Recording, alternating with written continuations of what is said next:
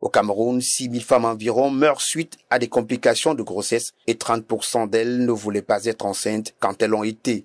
Ainsi, de multiples cas de décès et d'invalidité maternelle sont causés par les avortements à risque auxquels elles ont recours lors d'une grossesse non planifiée. Cependant, l'on dénombre sur 100 femmes enceintes au Cameroun, environ 40% de grossesses sont non désirées et 36% débouchent sur un avortement, selon l'enquête démographique et de santé. Bien que la loi soit rigide en la matière, selon le Code de procédure pénale, elle définit néanmoins le cadre et les conditions à respecter pour toute interruption de grossesse à l'article 337 qui dispose qu'est puni d'un emprisonnement de 15 jours à 1 an et d'une amende de 500 à 200 000 francs ou d'une de ces deux peines seulement la femme qui se procure l'avortement à elle-même ou qui y consent. Malgré l'exception évoquée à l'article 339, l'interruption volontaire de grossesse est proscrite au Cameroun, sauf en cas de mise en danger de la dite grossesse, de la santé de la mère ou d'une grossesse résultant d'un viol.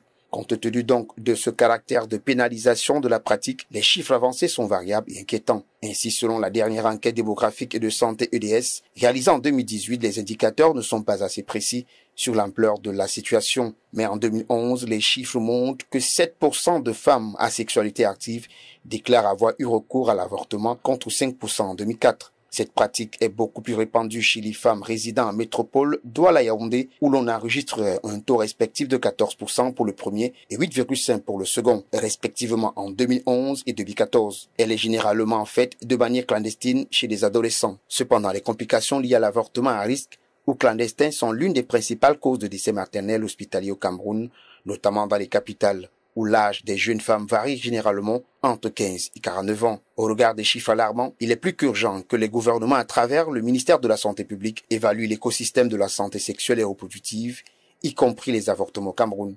Une évaluation qui permettrait sans doute de mettre en place une procédure administrative et juridique simplifiée, ce qui améliorerait l'accès à la prise en charge dans les services de soins d'avortement.